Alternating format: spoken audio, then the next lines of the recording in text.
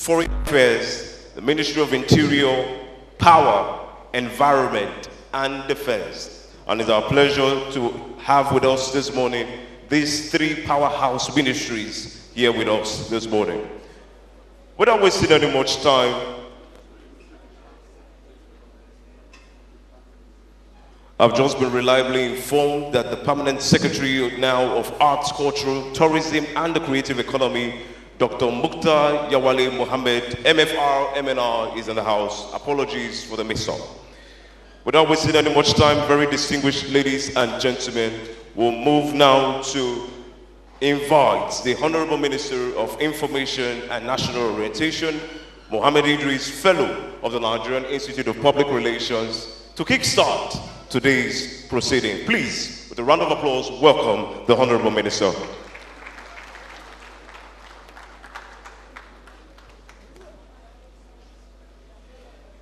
Thank you, the compare.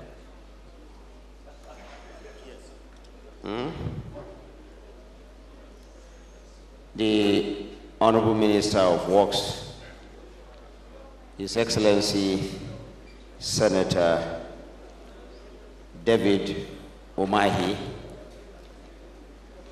the Honorable Minister of State Works, Alhaji Bello Muhammad,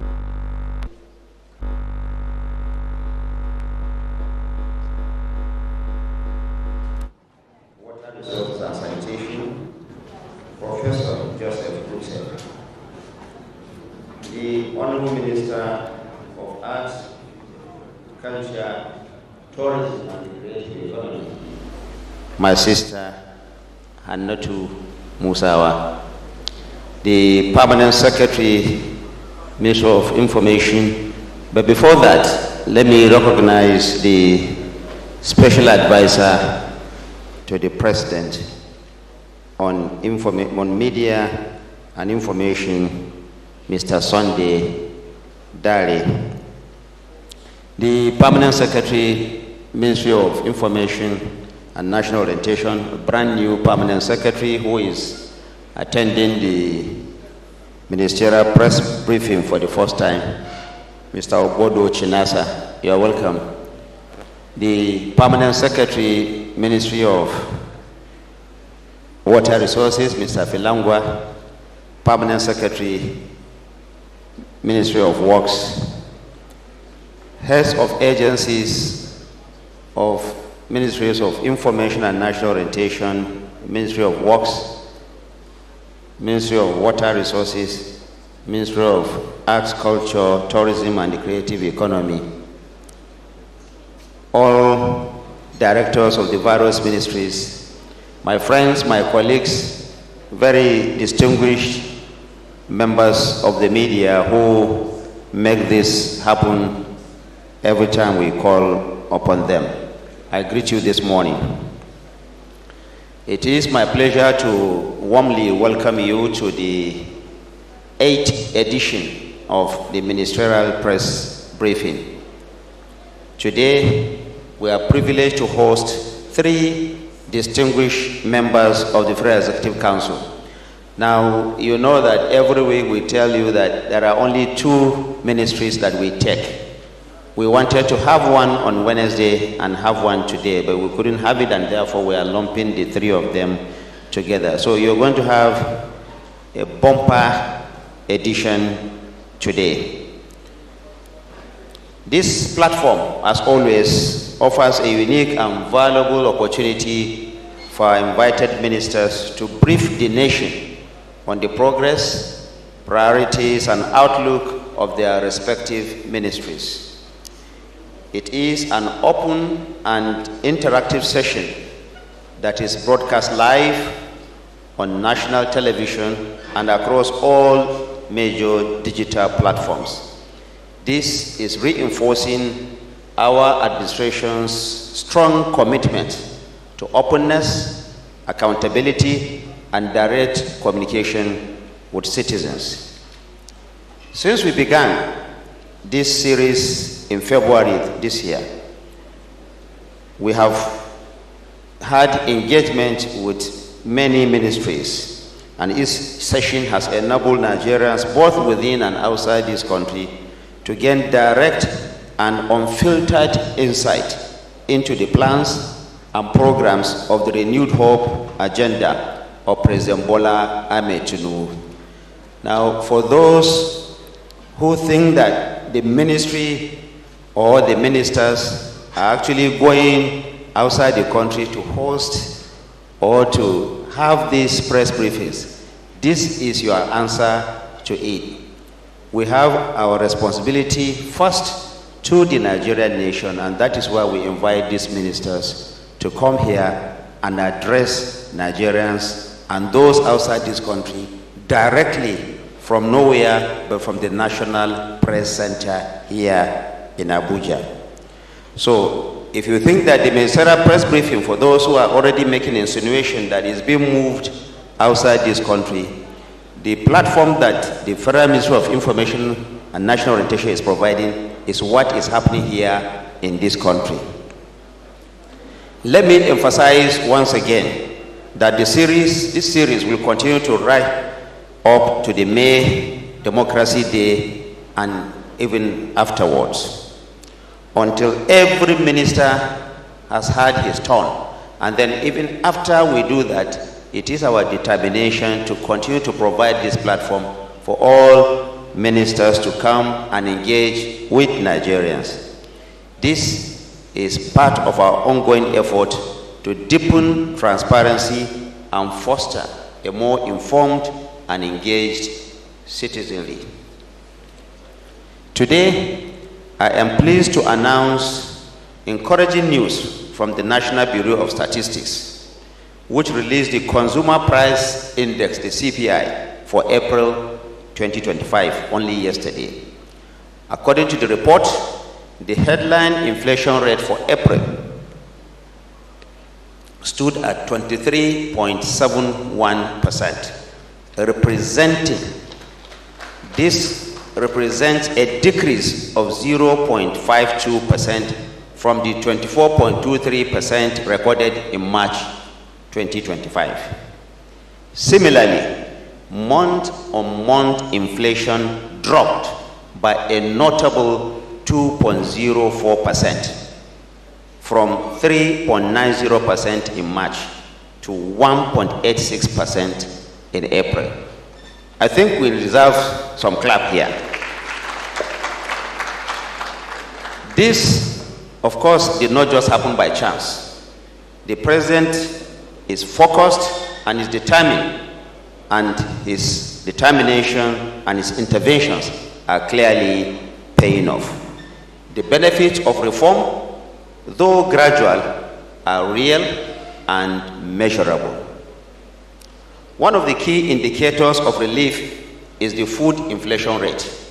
While food prices remain an important concern for many Nigerians, the year-on-year food inflation rate has eased to 21.26% in April. On a month-on-month basis, it slowed to 2.06%. That is down from 2.18% in March. This positive movement has largely been driven by price reduction in staple items such as maize flour, wheat, yam flour, okra, soya beans, rice, and beans. The major drivers of headline inflation, food and non-alcoholic beverages, restaurants and accommodation services, and transport are being targeted through strategic government interventions in the agricultural sector, in transportation, and also in other services. These efforts are yielding results and helping to ease pressure on household incomes. Ladies and gentlemen, we acknowledge that we are not yet where we desire to be. But these latest figures give us every reason to be hopeful. They show that hard decisions are beginning to bear fruit. And as inflation eases, we expect to see corresponding improvements in consumer purchasing power and living conditions for all Nigerians generally. Let me also assure you that the federal government will continue to sustain this tempo. Our focus remains on implementing people-centered policies that guarantee relief, restore economic stability, and ensure shared prosperity for all Nigerians. I urge my friends and my colleagues in the fourth estate, the media, to continue to help to disseminate this positive development responsibly, constructively, and as patriotically as it is possible for you to do. Nigeria is indeed turning the corner, and with your continued support, the discipline by all government functionaries, and the faith by the citizenry in this process, we shall reap the dividends of these reforms together. Let me once again appreciate the media for your consistent dedication to the Ministerial Press Briefing Series. Your role in conveying government programs and policies to the Nigerian people is both vital and commendable. Today, as always, Nigerians will gain deeper insight into the far-reaching investments being undertaken by the Tinubu administration in key sectors that directly impact the lives and livelihoods of our citizens.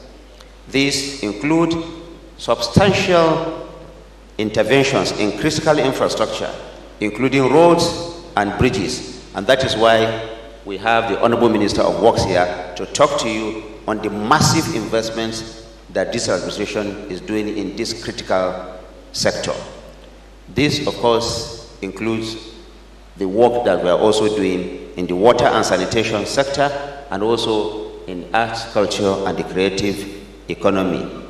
This, we all hope, will optimize benefits for all Nigerians. Equally important is the administration's bold drive to harness the power of creativity. The vision of President Bola Ahmed Tinubu is very clear.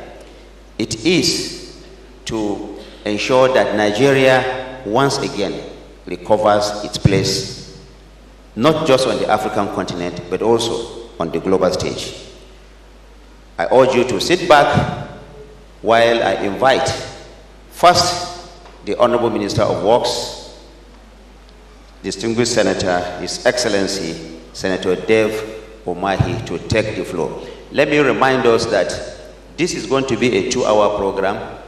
Each minister will have about 30 minutes to make his presentation, and then there will be an interactive session for about half an hour. We know, of course, that this is not enough to exhaust all the issues that they want, but like we have promised, this is not just a one-off engagement. It is a continuous engagement that the ministry will provide the platform. Of course, this is in addition to the various efforts that the ministers are also doing in their various ministries. Thank you very much for listening, and let me invite the Honorable Minister, His Excellency, Dave Umahi, to come.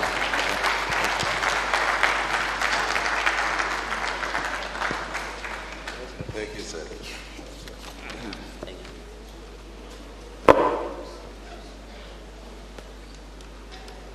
Thank you very much, my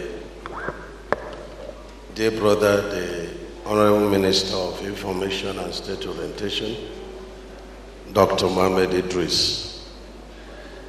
Honorable Minister, if you allow me, I will stand on the protocol you properly established, but good to mention that I'm here with my brother and friend, the Honorable Minister of Works for State, Right Honorable Goronyo is here with us. Also with the PAM Secretary, Minister of Works, Engineer Funsho Adebiye is here with us. And all our directors are here. My dear brothers and sisters, my colleagues, the honorable ministers, standing on protocol that is in place. Let me first comment and congratulate Mr. President, President Bola Ahmed Tinubu for his almost 2 years in office and for a lot improvement in our economy that was inherited, was in shock, was in coma, and he came and injected oxygen.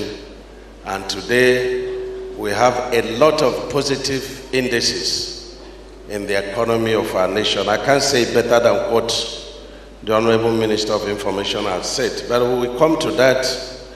But let me say that when Mr. President came to office, May 29, 2023, he inherited a total number of 2,604 projects, major projects. And from then till now, we have started new projects under his administration, totally about 65, and that is major projects. And we also have started 4 legacy projects under him.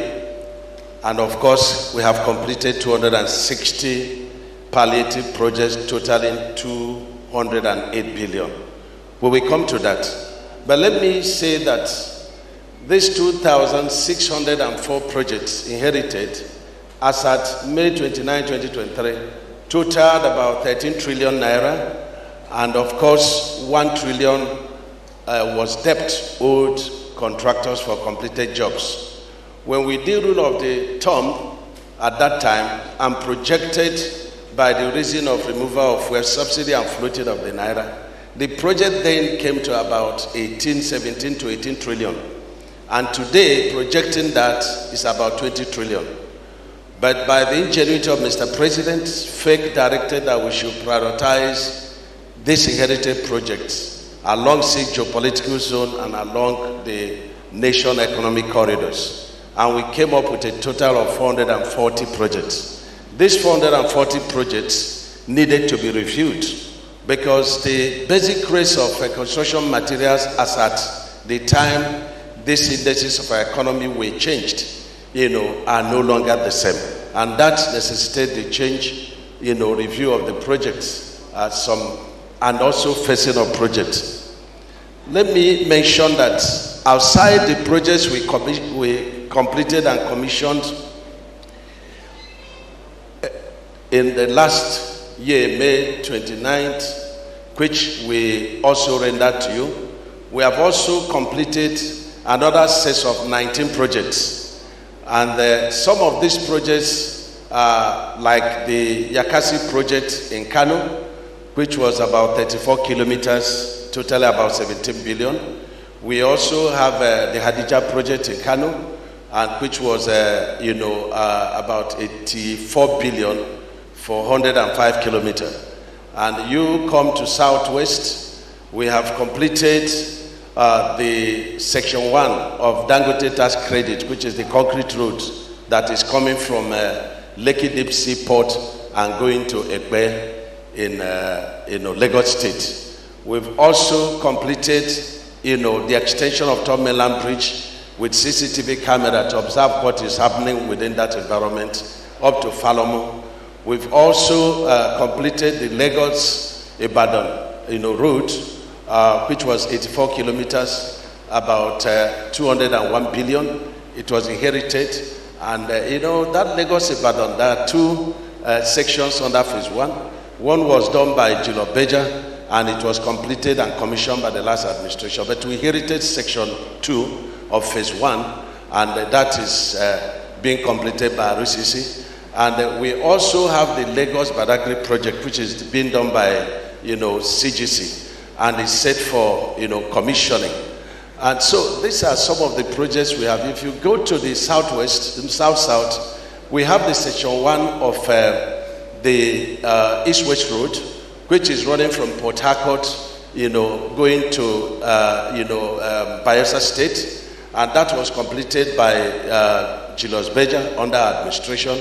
We are also working on section 2, which is between Ahoda and Ekayama. That is ongoing. In Southeast, we have completed the Artisan Bridge. The 2 bridges failed when Mr. President came on board, and he directed that we should inspect it, and we inspected, and today it's being completed. It's 25 meter span by 3, which is 75 meters. About 5.9 billion is completed by CCACC. And one bridge in my state, which is Abuja Bridge, which is a single carriageway. That of Enugu is double carriageway, but that of Ebo is single carriageway. And that's been completed by CCACC. And you get to North Central, we have the Shandam Bridge in Plateau State is completed. And in Northeast, we have the Jimeta Bridge in Adamawa State is completed. And another bridge also in Adamawa State, which is connecting Adamawa, to the next, state. And that is a route going to Cameroon. We had a terrible issue last year, and I had to visit there by the directive of Mr. President. But I'm very happy that that problem is a thing of the past.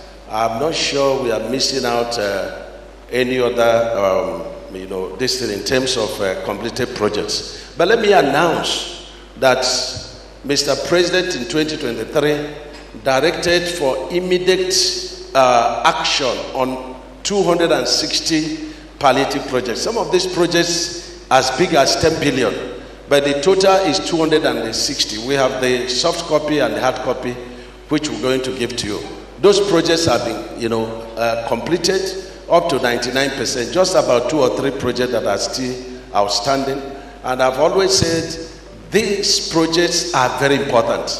Even though 208 billion is not a small money, but when you think about 260 projects, you may think they're not important. No, they're very important, because a chain is as strong as the weakest link.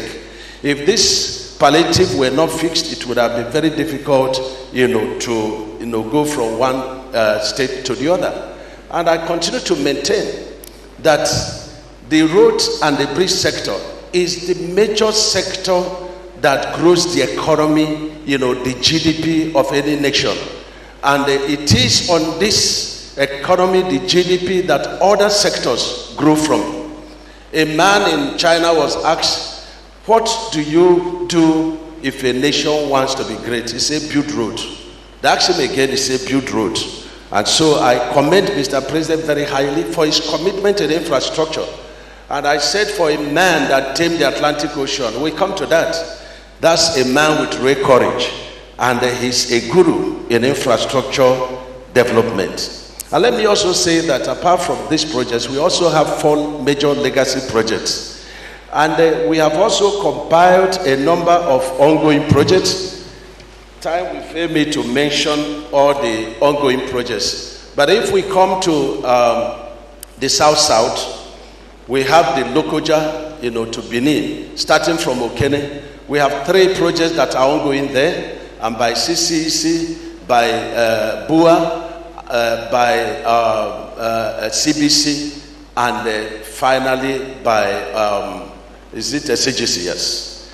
These projects have been terminated and re-awarded, and work is going on very seriously. You get to Benin to Warri, the terrain is very bad, and we inherited 3 projects there, and we have reviewed it, and we are constructing it on a reinforced concrete pavement as directed by Mr. President, because when we came on board, we would see, traffic jam with big trucks up to 2, 3, 4, 5 kilometers.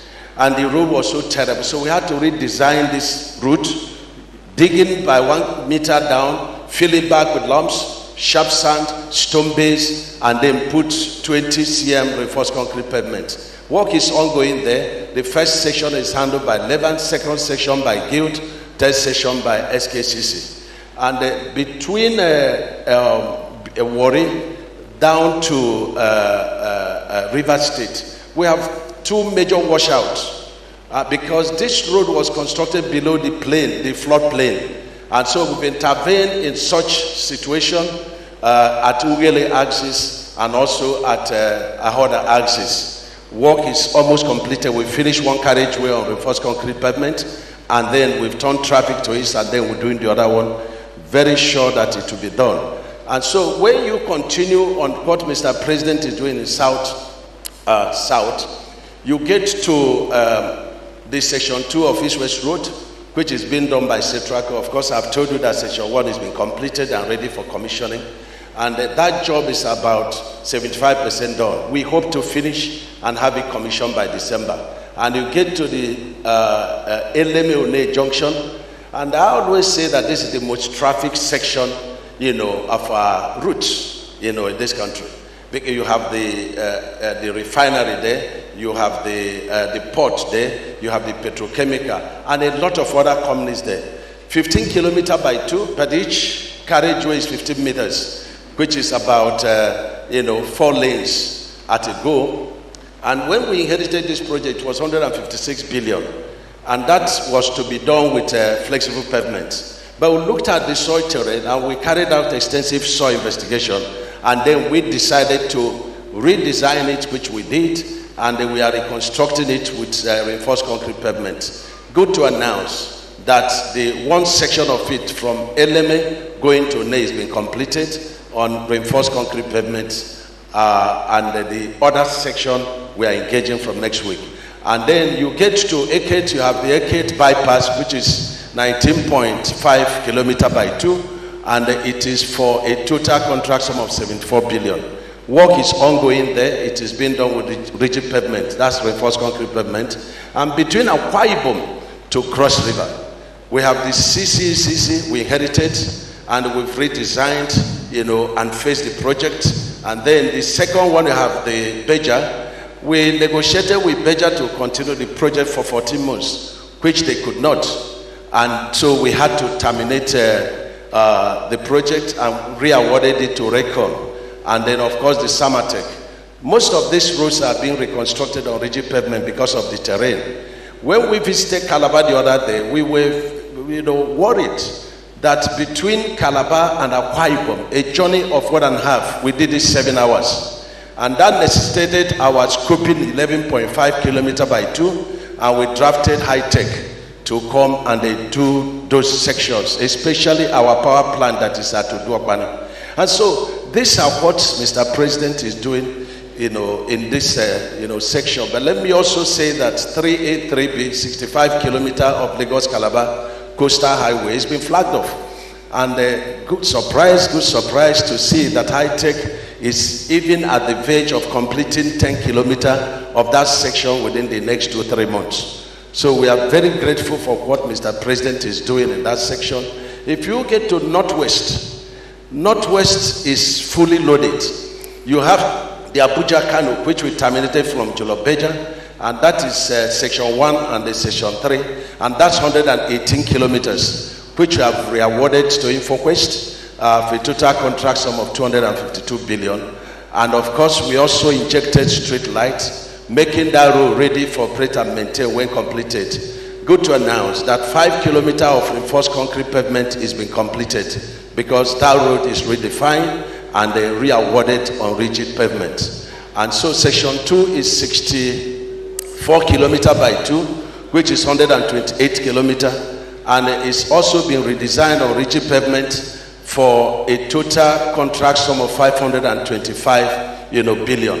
Work is ongoing there, and we also put solar light, making it ready for operate and maintain when this is completed and is awarded to InfoQuest. And you get to Sokoto, from Sokoto to Zamfara, and Zamfara to Katsina, and Katsina to Kaduna. It's a total of 375 kilometers by 2, which is 750 kilometers.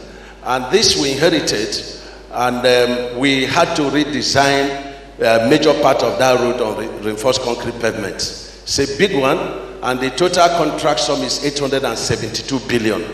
And then you start from Sokoto, you get the CBC is doing wonders, with one carriageway on rigid pavement. And today we have completed 40 kilometers.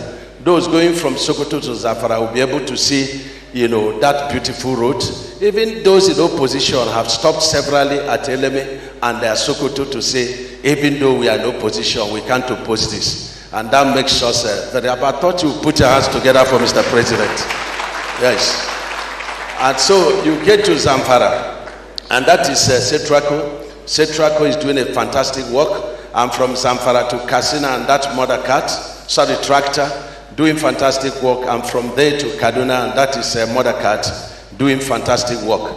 We have engaged seriously in that project. And then you get to Kebbi, you see the Malando project is ongoing. But the good news is the Lagos, the Sokoto Badagry. This was a dream of the Shagari administration about 47 years back. And it was supposed to be Badagry Sokoto, but a very detribalized, President Bola Ahmed Tinubu directed us to change it to Sokoto, Badagry. And when you look at the terrain, you look at the total of 1,068 kilometers by 2, it's only a man with great courage. The man, the power of the dream of one man that could engage in such a project. And so the dream of Shagari administration 47 years ago is made flesh by President Bola Ahmed Tinubu. Today, we have awarded Section 1, that 2 carriageway, but we started with 1 carriageway, 258 kilometers in KB axis, awarded for 958 billion. And we've sent the second leg of it to BPP to give us, no objection to go to FEC. And so let me say that out of the 4 legacy projects of Mr. President, KB has the largest chunk of it. And work is ongoing, and in the next, 1 month we will have 10 kilometers of that project at KB for commissioning if Mr. President desires, but work is very much ongoing, and it's on rigid pavement.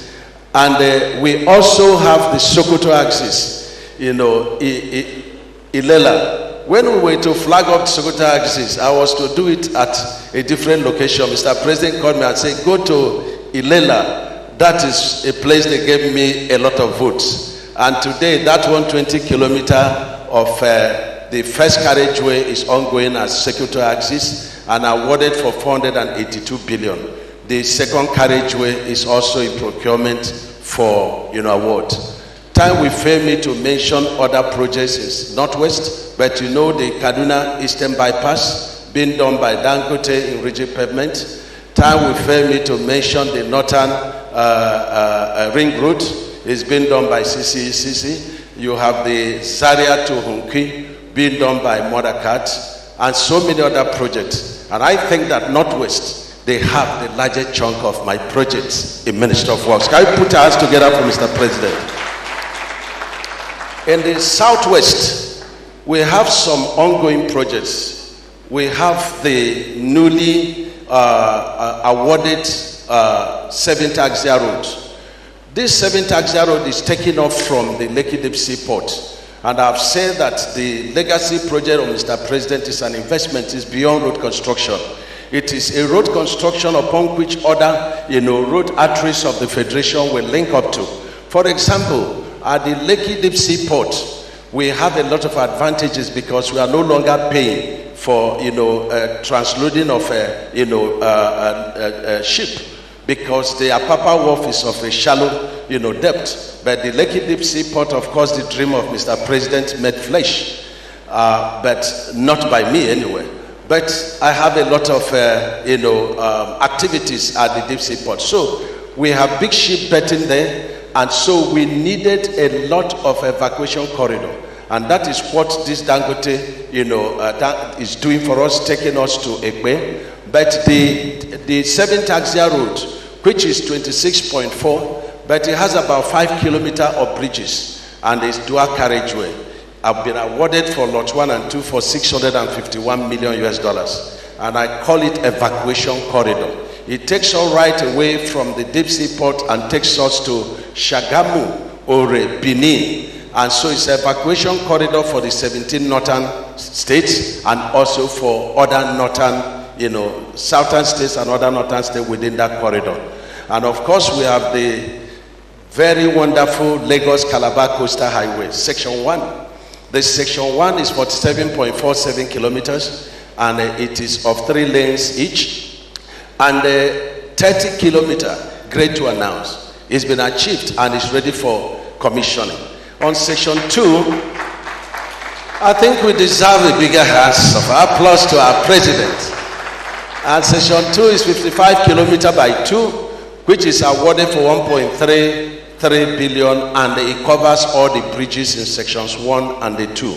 About 7 kilometers of that road is being completed, and so it is set for, if the president likes, but what we are putting forward is for him to flag off that second section and then, inspect it. That's what we have. And of course, we have repair works going on in Tom Mainland Bridge and Carter Bridge. We've had an engagement on Carter Bridge. In fact, Beja says that Carter Bridge is in comatose and needed a replacement. We are engaging on that, and whatever we come up with, using our experts and stakeholders on civil engineering, we'll let you know, and then we'll make it public. But definitely, the Tom Mainland Bridge and Carter Bridge, built over 52 years back with no maintenance until President Bola Ahmed came on board, is having very serious issue beneath the water, table.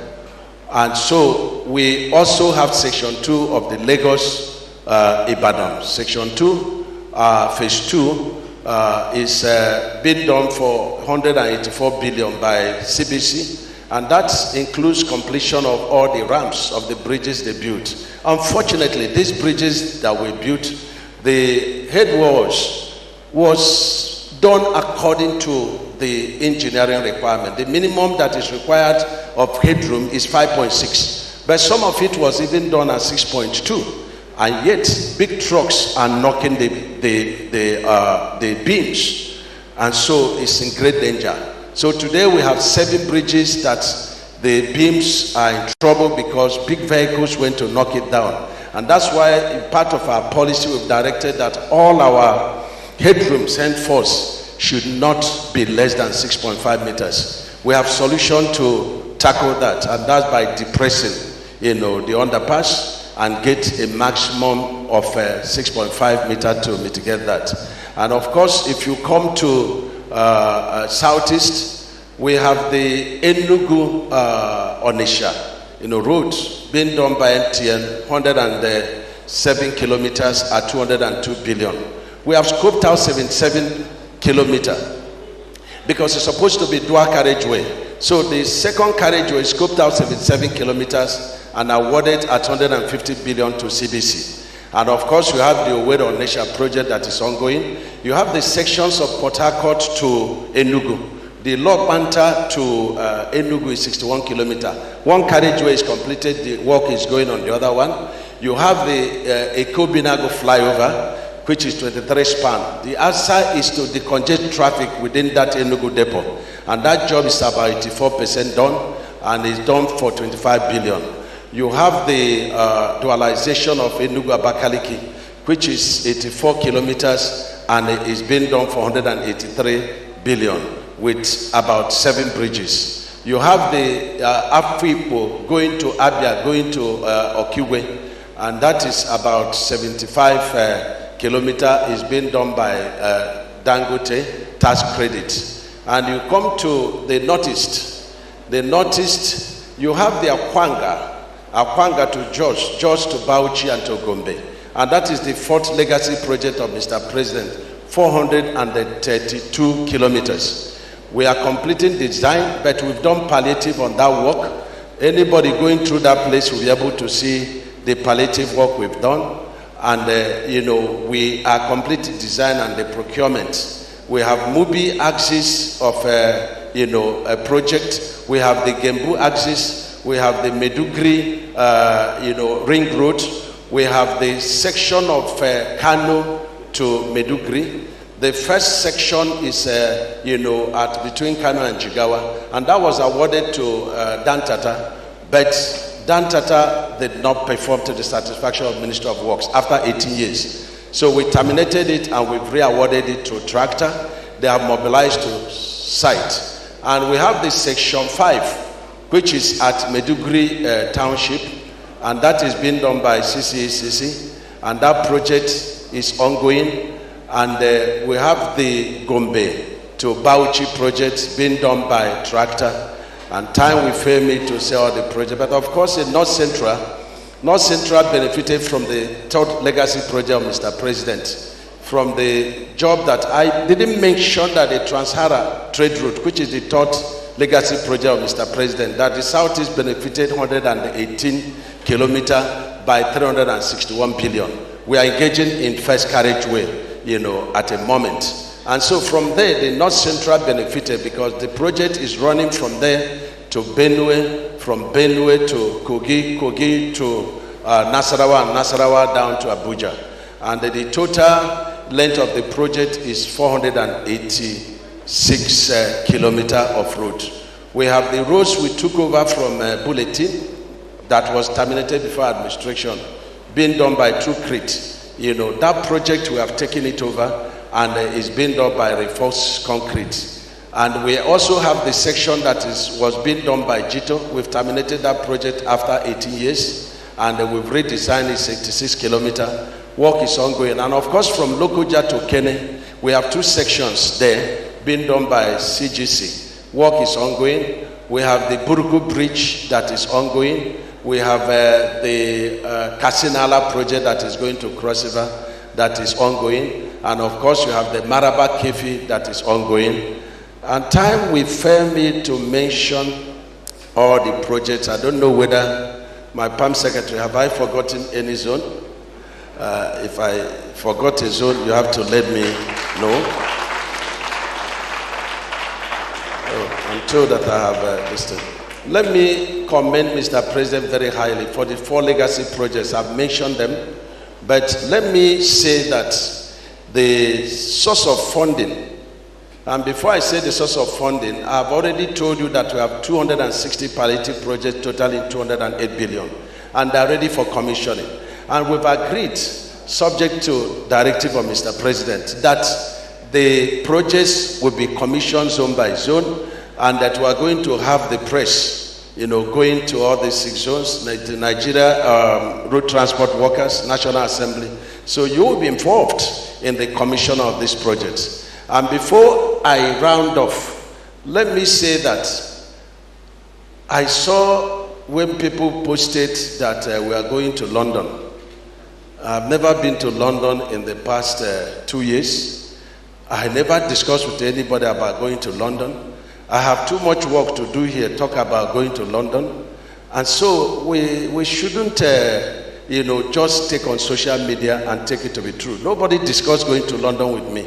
And let me say that for a minister to travel out of the country, the rule is that you must get written approval by the Mr. President.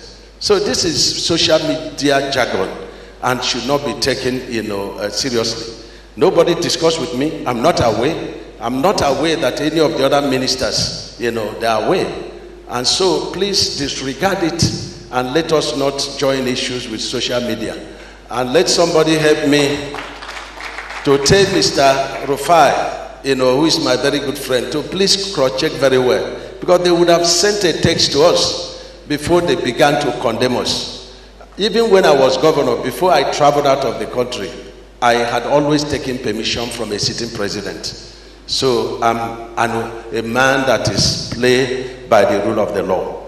And so the policies that we have injected in the ministry, before now, when you give contractors mobilization, in fact, no contractor will move to site until you pay mobilization. But that's not what the Procurement Act says. Procurement Act says that the client may and not must. So we've changed that narratives. And in the contract agreement, we put it down that if after 30 days we sign contract with you and you fail to mobilize and work, then that project is assumed to have been terminated. And this is helping us because people have a lot of excuses and then seek for variation and say, look, we will not pay mobilization. That's not what the law says. In fact, you are required to have certain amount of money in your own liquidity before you get certain jobs. We are also classifying the contractors. We don't want contractors, some of them are reading from university and come down to primary school, and reading from primary school going to the university. We don't want that. We are classifying contractors according to their capacity and abilities so that we will give life to our local contractors. And let me also announce that Mr. President directed that we must grow the local contractors. We must grow our local engineers. And so we have a program which we call the Renewed Hope Program, whereby in every state we are getting 5 civil engineers that are not at work, and we are posting them to these 4 legacy projects and other mega projects of the country so that they can learn. We can't continue to use foreign contractors to grow our economy. You go to China, you find out who are working. We have to grow our people, and we've introduced reinforced concrete pavements, which is very easy to lay. But the trick in it, and that's why they're fighting me, is that you can do all the mess and cheating with asphalt, but you cannot do that with the first concrete. Because the moment the quality of the concrete is not there, it will fail in your face. But badly job with asphalt will last for 1 year. And that's when people talk, oh, FEMA is not doing anything. By the way, I've told the Minister of Information to please give my brother, the Honorable Minister of State, a day to come. And you'll be shocked with the intervention that FEMA is doing in all our roads. So we brought this, innovations. And we brought innovations of very serious training. In fact, since the PAM Secretary came, we have had about 4 different kinds of training for engineers. And we also brought, a policy that if a controller of a state is not doing well, it's not pushing the contractor, it's not supervising the project, it's not able to give us account of the projects anytime we call, we record the controller, and they will be posted to my office. So every day we stay in the office and then we greet ourselves. This is what we are doing. And so we have different funding, this thing. But let me, say about HDMI, which is the Highway Development and Management Initiative. This is a kind of PPP on our roads, which is what we desire. We desire for, I'm told to stop, but I will stop, We desire that, investors should come and they take over, most of these roads. But we are being very careful. I've written to ICRC to let me know the alternative roads, because the law says for you to give out any road to be done on PPP and toll, you have to give an alternative road. So we are very careful, because there is what is called pull-up, call option, which is if you find money to do the road and you toll it and there is interference, then they will have to now take money from Federation account.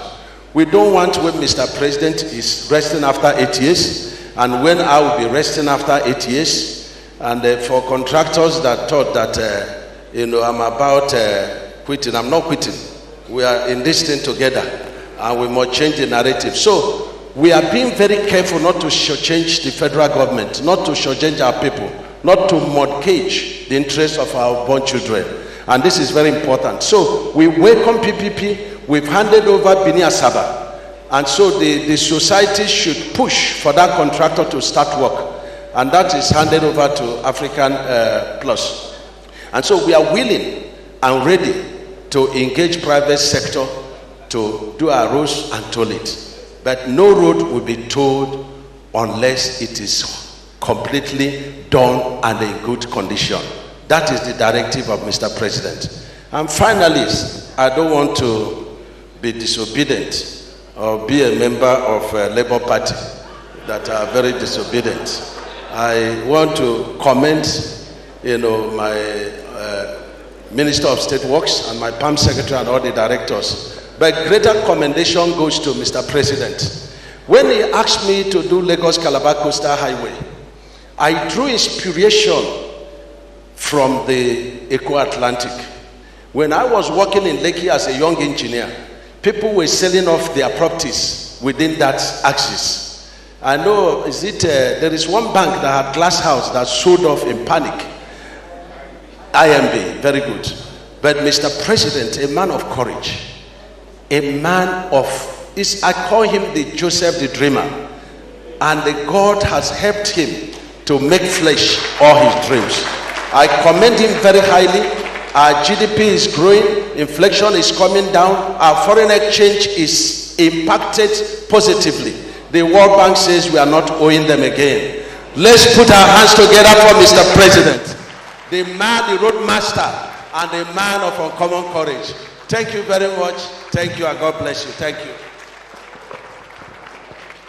I believe the Honorable Minister deserves a resounding round of applause.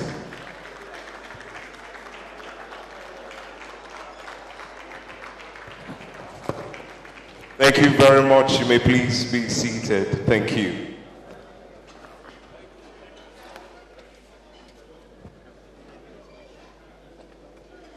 Thank you very much. Need I remind you that the Honorable Minister of Works is the first civil engineer to be appointed Honorable Minister of Works in the Federal Republic of Nigeria.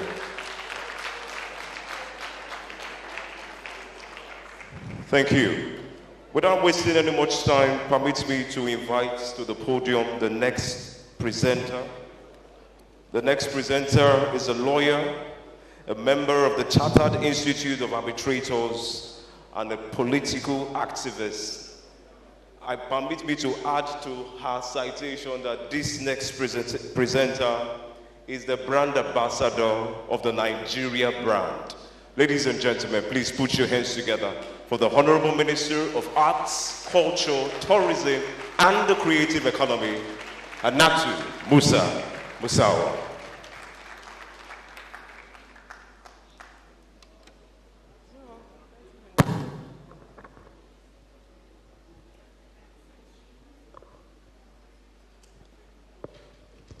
Good morning, everyone. I'm just taking off my watch because I have 30 minutes exactly.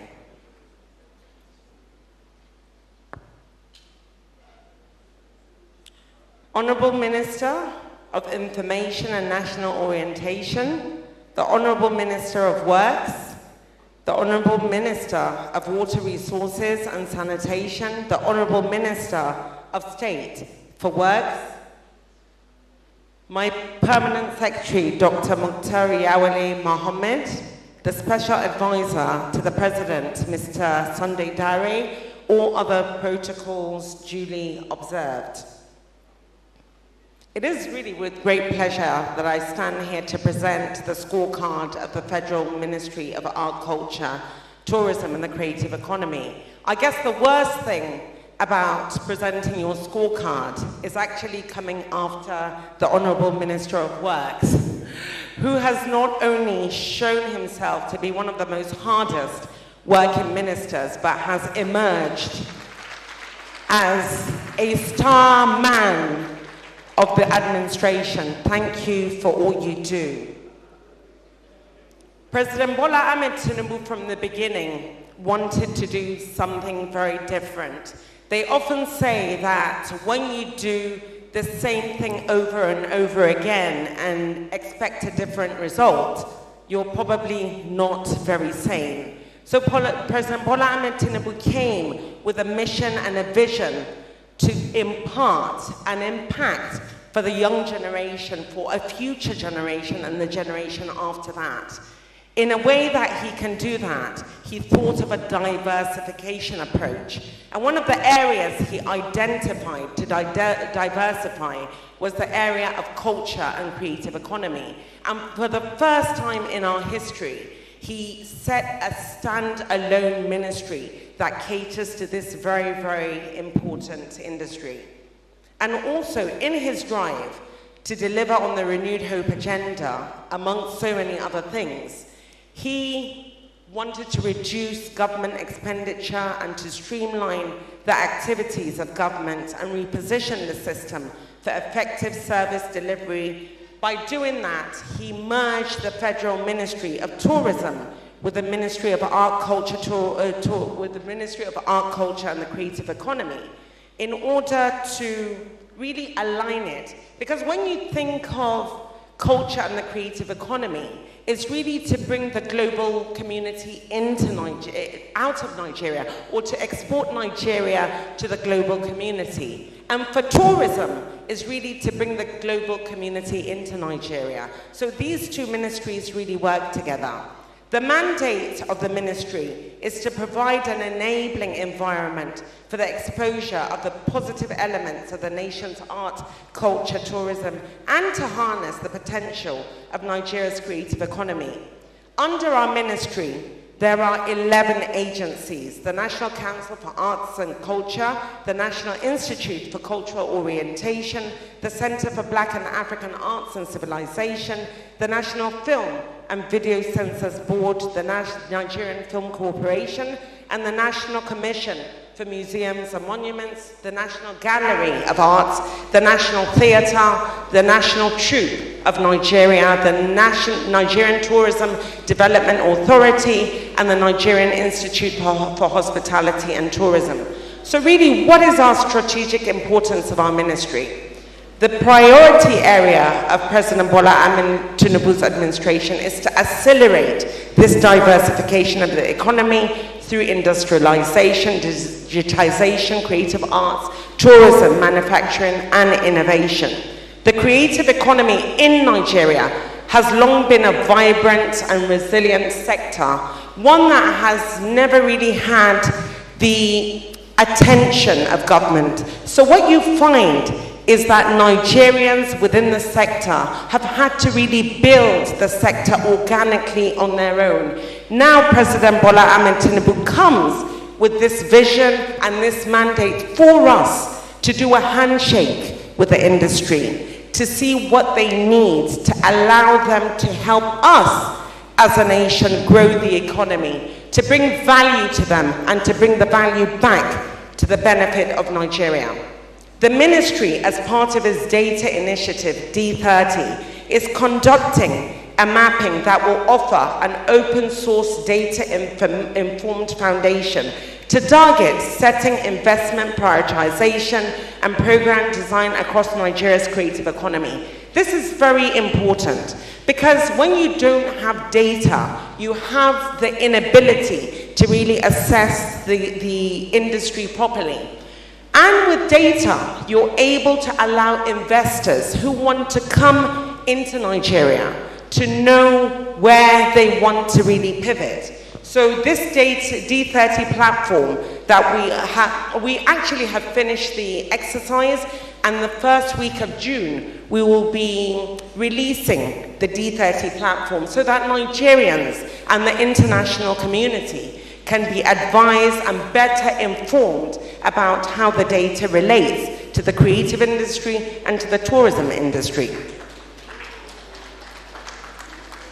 As an example, in the music sector alone, we have identified 5 segments in the value chain, including production, marketing, and sales. And based on our draft report, we project that we can create over 500,000 new jobs in the sector by 2030, and this is only in the music industry. Our mapping indicates that this sector will continue to thrive through self-employment and micro-enterprise pathways with regional hubs like the FCT in Edo, in Delta, and Plateau, playing key roles alongside Lagos, of course. We are currently going through a validation process, and like I said, but in the early weeks of June, we'll be releasing that. These figures are not just merely statistics, they represent real opportunities for Nigerian youth, for women and communities all across Nigeria. They demonstrate the manner or the power of transformation that we have in our fingertips.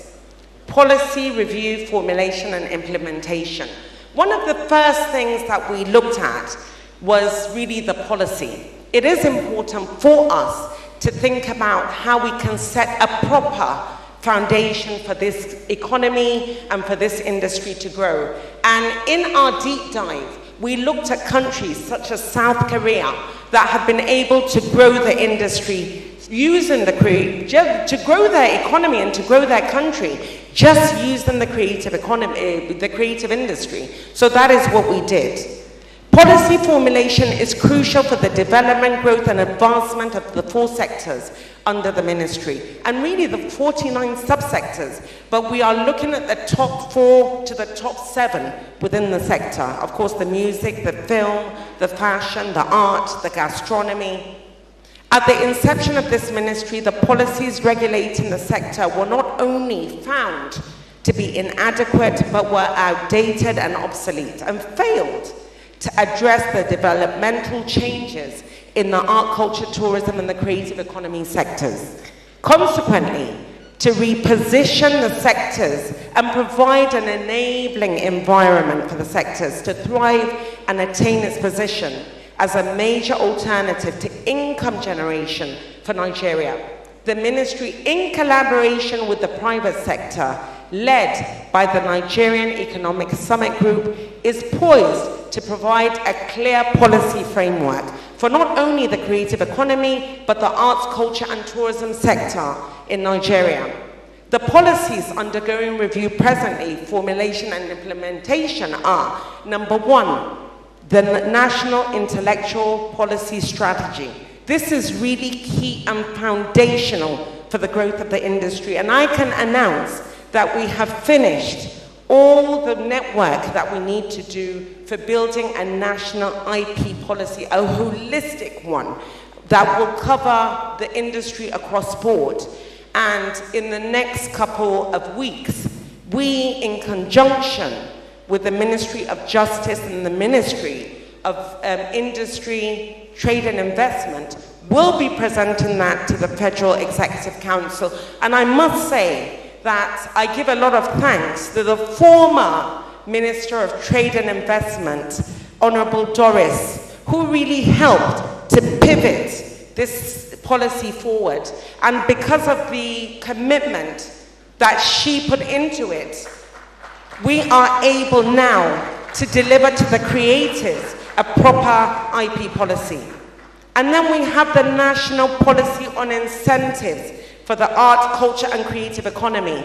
In order for you to grow the creative economy and give the creatives the confidence that government is here to help and government is here to support, you have to provide an incentive policy for them. And this is something that we are really diligently working on. And then we have the review of the 2005 National Tourism Policy for Nigeria, which is also ready for presenting to the Federal Executive Council. And here again, I must give kudos to the former Minister of Tourism, who was the one that really drove this national tourism policy. And because of her efforts, I was able to really get a complete policy, and my work has been made easier, and now I can present it, and thank you very much, Honourable Lola Adejon. And then the review of the 1988 National Policy on Culture. 1988, that tells you how obsolete and not up-to-date some of these policies are. And it is important for us, for the cultural industry, to ensure that we have a robust and very intricate national policy on culture.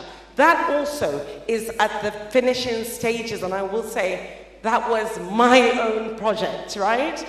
And I will be presenting that to the National Executive Council very, very soon. And then we have the policy on monetary and credit solutions for the creative economy, and the development for a new national policy on the creative economy, which has never been done. So we are taking our time to ensure that we come up with a very robust and strong policy for the creative economy.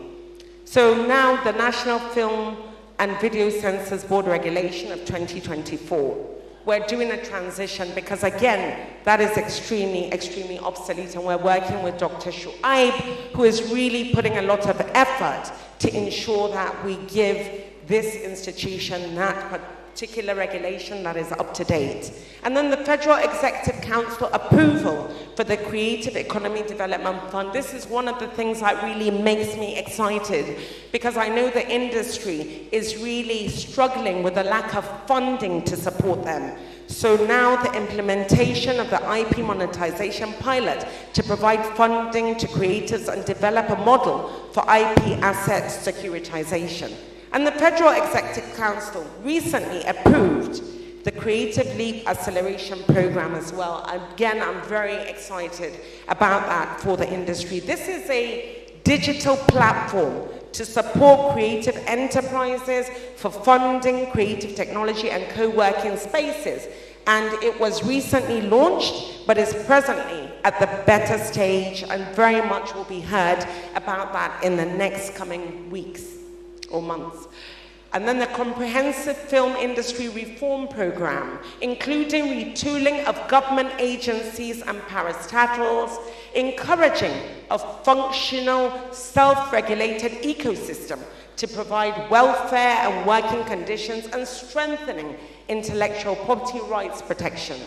And then the development of the Creative Industry Administrations on Intellectual Property Rights Management 2025 in collaboration with the World Intellectual Property Organization, WIPO, the Abuja office specifically. Cultural diplomacy and soft power.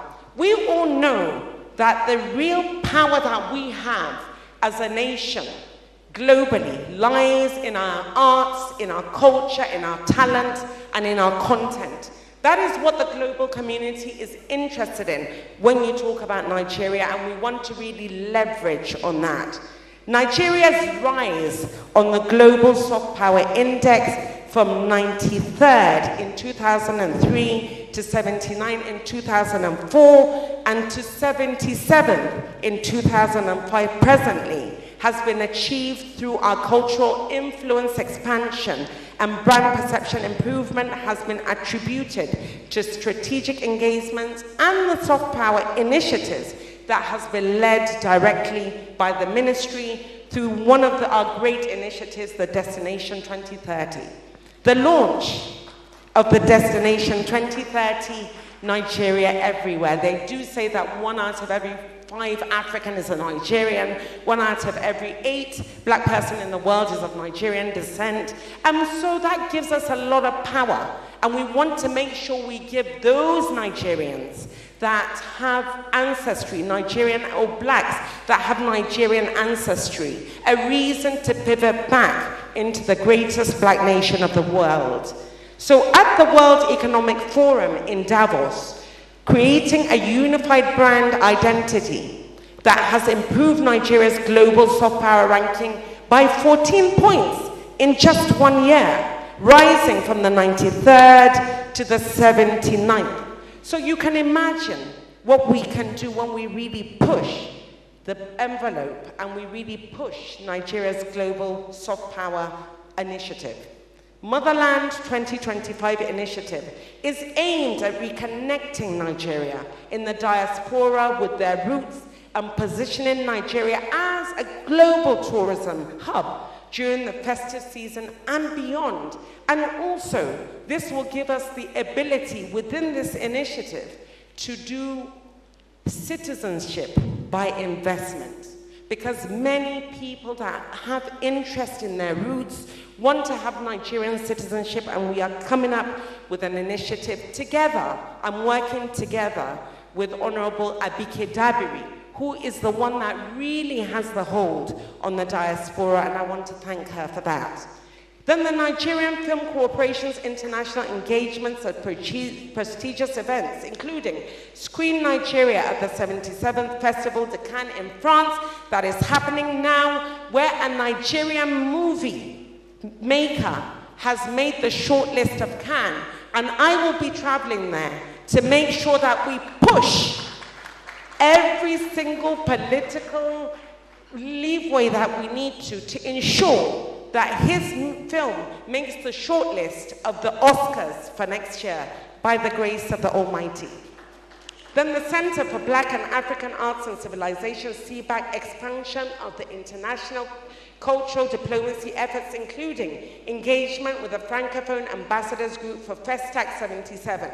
And soon there will be a countdown to be announced for Festac at 50, and we'll be doing that in collaboration with Aisha Augi, who is manning CBAC, and I want to thank her for that. And of course, the National Council for Arts and Culture's Origin platform that is headed by the great Obiasika. And he has developed a wholesale and a holistic vision to really open up the arts and the culture. And it serves as a national repository for Nigeria's living culture and has gained international recognition for at the United Nations. And soon we'll be putting out a calendar, a yearly calendar, that will be able to tell the global community what we have in Nigeria in terms of festivals. So as great as Dirty December is, we want the global community to come into Nigeria from January all through to December.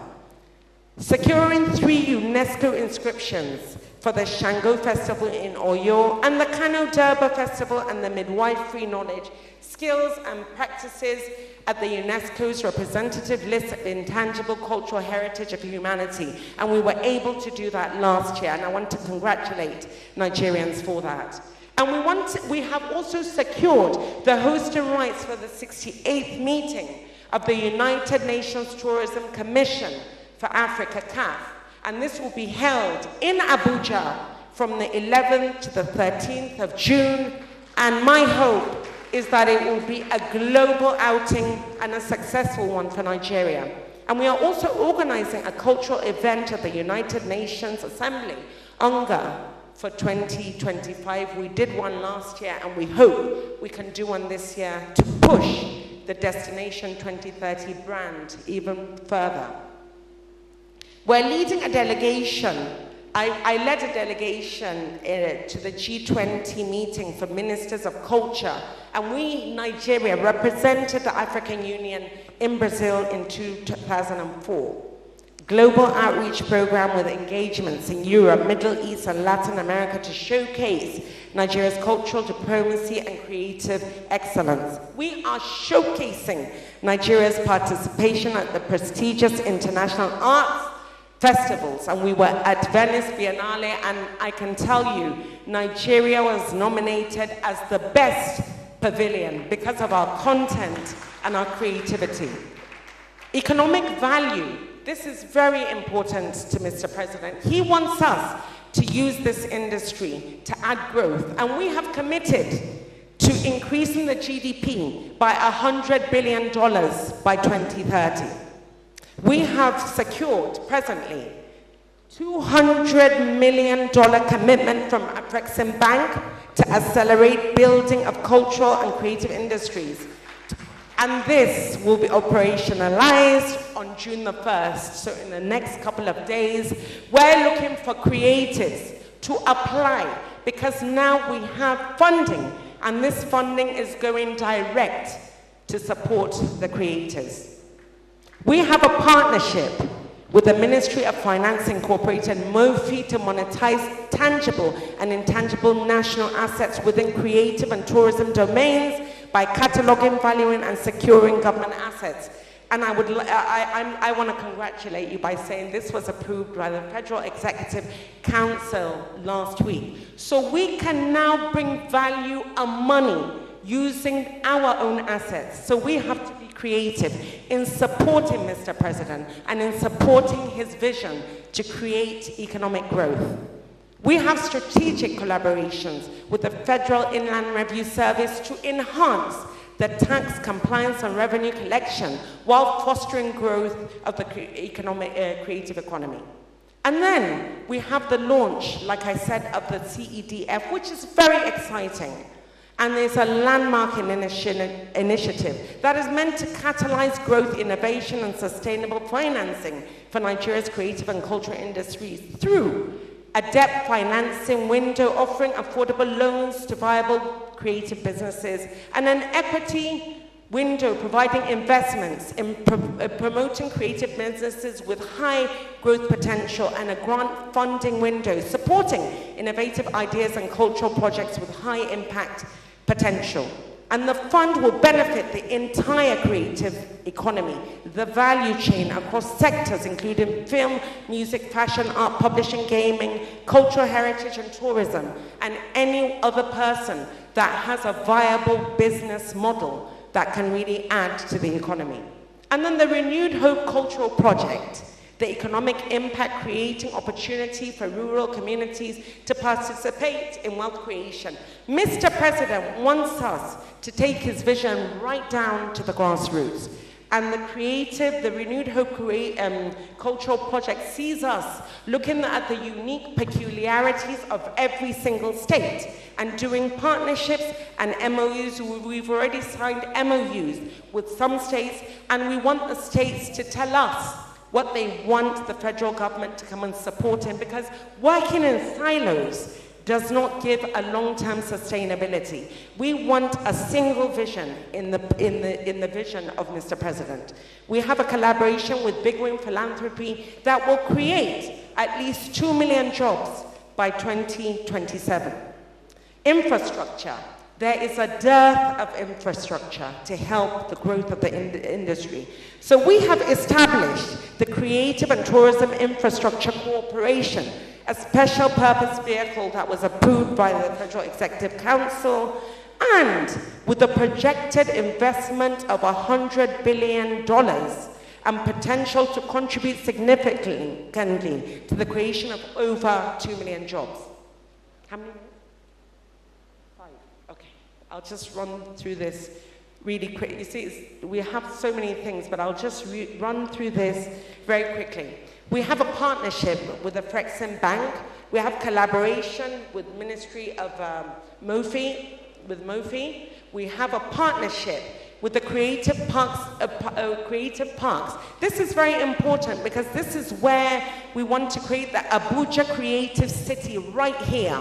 We want to make that a one-stop shop that will make Nigeria the culture and creative capital of not only Africa and of the world, and we signed that recently. And we've already started work. And then the impact, the film industry. Okay, so the Nigerian Corporation Advancement of the Audiovisual Co-Production Agreements we have signed with Brazil, with South Africa and France, and we're talking to Morocco, India, Pakistan, Spain, Italy, and Namibia. They are all interested in our content, and we are ready to work with them as long as it brings value back into Nigeria. I'll just go to the challenges. We'll go to the challenges. Funding constraints. We have had to be very creative in looking at ways that we bring funding, because there is no funding to support our ability to really add the infrastructure and some of the policies. So Mr. President, in his vision, has really supported us to go out and be creative, and we have been able to do that by raising at least $300 million for the creative industry. And the global competition. Some of our creative products do not meet high international quality, and I'm working seriously on that. It's not about quantity, I know it's about quality. And then the lack of infrastructure. I will be glad to tell you that we are just about to deliver an arena. As a Nigerian, if you want to watch a concert of Afrobeats soon with a Nigerian, you don't have to travel outside the country to Ghana, to Rwanda. Very soon we will have a global standard arena whereby your greats, your likes of Davidos and the likes of Burna Boys and the likes of Beyonce's and the likes of Coldplay can come to the center of creativity and the center of Afrobeats to play. We will be delivering that arena to you very, very soon. And then the data. Like I said, the data is key. Some of the other projects that we have just recently finalized on is the renovation of the Nigeria House in Brazil, in Bahia, and the Renewed Hope Arts Pavilion, which is a major milestone for a national museum here in Abuja, the greatest black nation of the world, that has all the content that everyone is interested in, should not be living without a museum in its capital. So there will be a museum here in Abuja, and that project will be started within the next 3 months. And then the creative hubs We are going to build creative hubs in all the 6 geopolitical zones. We already have started on working on 3 now, and soon there will be creative hubs. Hopefully, my hope is that it will grow beyond the zones. So in conclusion, in line with the vision of President Bola Ahmed Tinubu, who has mandated us to be courageous and interrupt the normal way of doing things, the Ministry of Art, Culture, Tourism and the Creative Economy stands at the forefront of Nigeria's economic diversification strategy, transforming what was once viewed as merely cultural expression engines of sustainable growth and job creation. In just 18 months, we have secured over $300 million in investment commitments and established innovative funding mechanisms like the Creative Economy Development Fund, and we have created infrastructure that will generate at least 2 million jobs, and we have elevated Nigeria's global cultural standing while all encouraging rural communities, women and youth to participate meaningfully in the creative economy.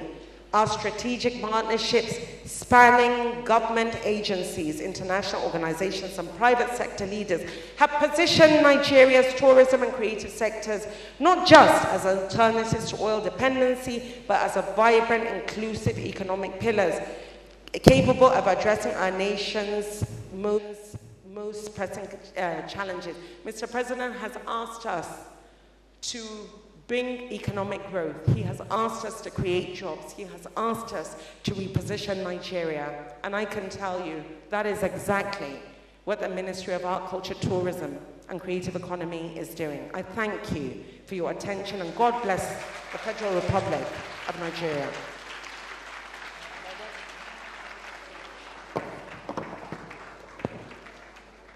I believe we can make the applause a bit louder for the Honorable Minister.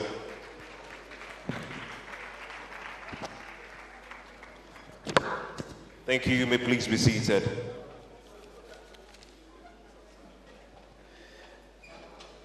Very passionate presentation indeed. Very distinguished ladies and gentlemen, permit me to recognize the presence of the Senior Special Assistant to the President on Community Engagement, Southeast Zone, Barrister Chioma Wednesday. Please a round of applause for her.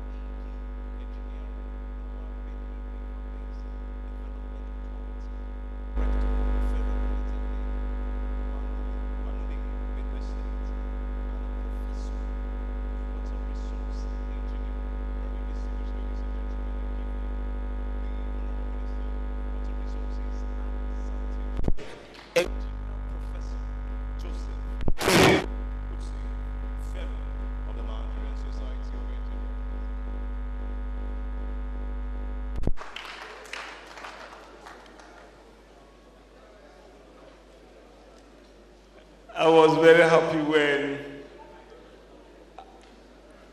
we were told that I'm giving only 25 minutes to address this gathering. But I want to promise you that this is not the only avenue.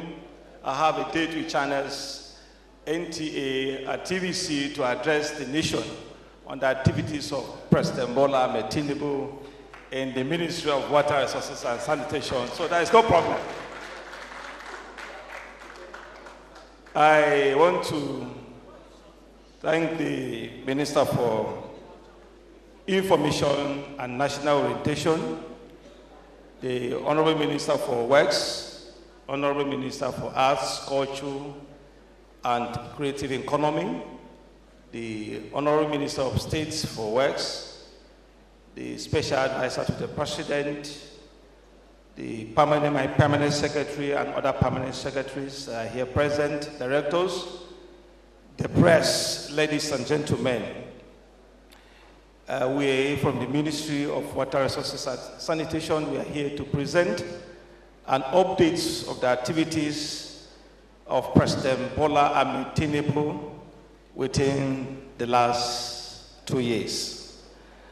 When the president was campaigning, he made promises to enhance the well-living of Nigerians. And in his Renew Hope agenda, he brought about top 8 priorities, among which are to boost food production, to end poverty, to create jobs, to enhance the economy of the nation, and this government will be an inclusive government, among others. And we from the Ministry of Water Resources and Sanitation, we are saddled with the responsibility of developing, implementing policies, programs, and projects that will enable us meet and sustain the access to safe and sufficient water in order to meet the social, cultural, environmental, and economic development needs of all Nigerians. And in doing that, there are basically 4 sub-sectors that we are achieving this target. One of them is the dams and hydropower sub-sector. We have the water supply sub-sector, the irrigation sub-sector, and sanitation sub-sector. So these are the basic 4 sub-sectors that President Bola Ahmed Tinubu is delivering the evidence of democracy to Nigeria through our ministry. So in the subsector of dams and hydropower, we have actually successfully completed 3 dams and we have commissioned them, and as we are talking now, we have made them available for usage for the residents. One of them is the Rafin Yashim Multipurpose Dam in Niger State, which has since been commissioned in November 2023 and is supplying about 3,700 cubic meters of water for irrigation, water supply, and flood control. The second one is the Odo Ape Dam in Kogi State. That was also commissioned in February 2024. And it has a capacity of about 3.5 million cubic meters of water that is supplying, and is serving about 2,800 farmers. And they are using this water maximally in the production of about 3,000 metric tons of grains. The third one is the Amla Otupo Dam in Benue State, which has been completed since September 2023. When we came on board, there are several of our infrastructure that were abandoned. Some of them were obsolete. So when we came on board, by the directives of Mr. President, we took a tour of all the 50 agencies that we have in the country to ascertain their successes and challenges, and to put in place what can make life meaningful to Nigerians. In the area of public-private partnership, we are able to concession the 40 megawatts Kashimbila hydropower, and then the Kashimbila integrated cargo agro island airport. We have done this, and the aim of this was not only to generate revenue for government, but basically to make access for the transportation of our agricultural inputs to the market, and also to make available additional power supply to the environment, and also for other cottage industries to be made available within the vicinity. We have also in the process of concessioning about 460 megawatts Kashna Ala and 20 megawatts Farirua in Benue and Nasarawa respectively. Through the concession process, we are able to make available 7.12 billion as revenue into the special concession account of the federal government to the 40 megawatts Kashimbila hydropower. Series of projects have also been accomplished. In the irrigation subsector.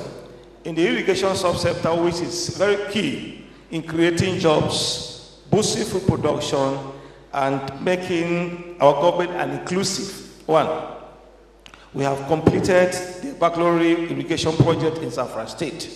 We have also completed and commissioned the Daddy Kowa irrigation project in Gombe State, which is designed to irrigate about 2,100 hectares of farmland, and this has been made available to farmers to cultivation. There are a series of micro irrigation projects that we have carried out. One at Igbo Gidigidi in Ipapu, in Oyo State. We have other ones in Gari, in Jigawa State, and numerous of them scattered around the country. Due to lack of time, I will be brief on mentioning some of those things. In the water supply subsector, we are able to complete about 7 key water projects, which we have commissioned. One of them is the water project at Brinu Kudu community in Jigawa State, which is serving about 500 households. The second one is the Potu School, the Potu School water supply scheme, which we have also completed. We have the Gashua water supply project in Yobe, which has a capacity of about 3,200 million liters per day, which is serving over 1 million people in Yobe, that which we have just commissioned about 2 weeks ago. We also, in our course to go around the country for our Clean Nigeria Use the Toilet campaign, we discovered that the camp, the NYC camp we have at Kuba has challenge of water. So I sent my people, our technical people, swiftly went to that camp and identified the challenge. And we have constructed a heavy water supply scheme there that is serving the camp and the people that are living within that particular camp. There are several other projects which we have constructed. We have the Gombe Regional Water Supply Scheme, which is about 100% completed, awaiting commissioning. We have written to Mr. President to give us the date so that we can, here we go and commission that particular project. And the people of Gombe State are very, very happy with what Mr. President is doing for the people of Gombe State. And this is going to serve over 2 million people. We have the Damaturu Water Supply Scheme in Yobe State. We also have the Nguru Water Supply Scheme also in Yobe, which are at 90 and 95% completion respectively, which each of them will serve about 500,000 people. We are also collaborating with the subnationals. This government is an inclusive government as promised by Mr. President. So we're making it an inclusive government. We are collaborating with the subnationals, that is at the state level, and also with our development partners. That is what the ministry is doing. And there are several programs which the ministry is using in reaching out to the good people of Nigerians. One of the programs is the P-Wash program, which is Partnership for Expanded Water Supply, Sanitation and Hygiene. The second one is a Sustainable Urban Rural Water Supply, Sanitation and Hygiene. And the third one is the African Development Bank Support Program. All these 3 programs we are using to reach out to the grassroots in terms of supplying water and other sanitation facilities to all Nigerians. And so we have successfully completed about 628 water supply scheme, which has been constructed, and this is serving about 451,670 persons across the country. In the area of sanitation, when we came on board, we discovered that the program, the Clean Nigeria Use the Toilet campaign, recorded about 102 local governments that are open defecation free. So what we did was that let us bring some strategies on ground to see how we can fast track this campaign. And one of the initiatives we brought on ground was to bring other languages also in place. We develop jingles in different languages. One of them is apart from the English, we develop jingles in Pidgin, in Igbo, Hausa, and Yoruba languages, so that this will filter to the grassroots. There are several people that have toilets in their homes, in their offices. But the culture of using these toilets effectively to some people is a challenge. So we need that sensitization to reach out to these people, apart from constructing these toilets for them. And by doing that, we also launch the revised Clean Nigeria campaign implementation strategy. This strategy will enable us, as we are talking now, we are visiting communities, institutions, the churches, the mosques. About 3 weeks ago, we are at the Central Mosque here in Abuja. We also visited some churches here.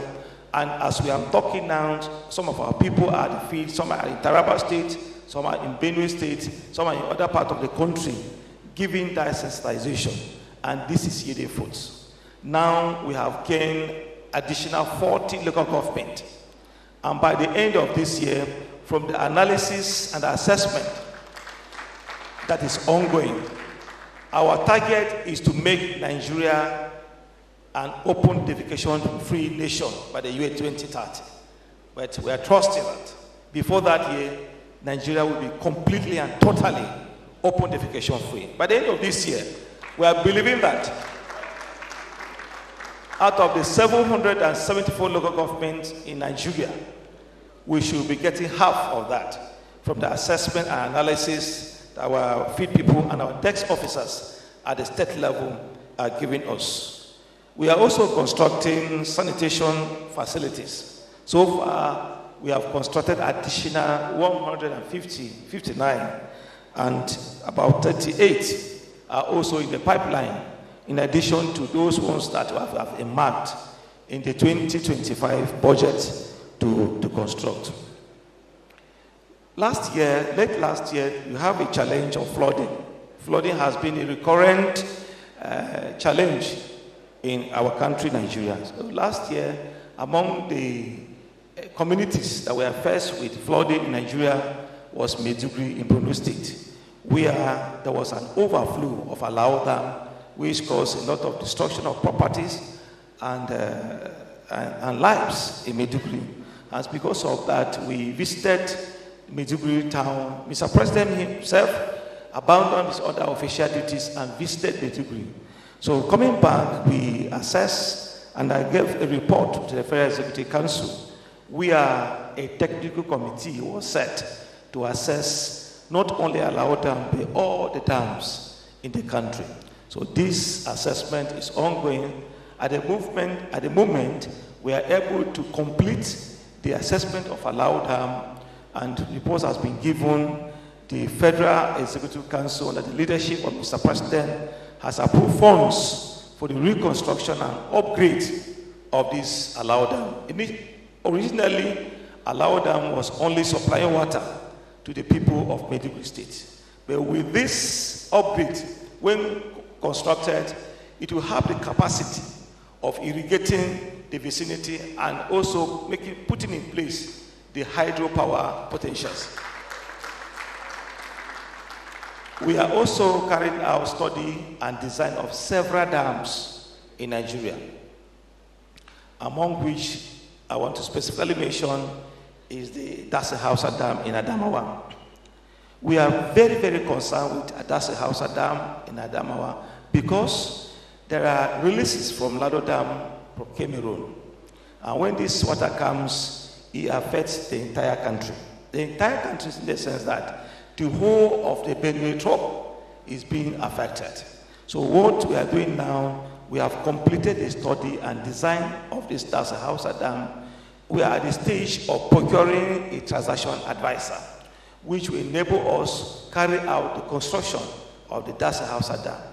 And when this is being constructed, it will act as a buffer dam to the Lado Dam that will curtail the water that comes out of that Lado Dam.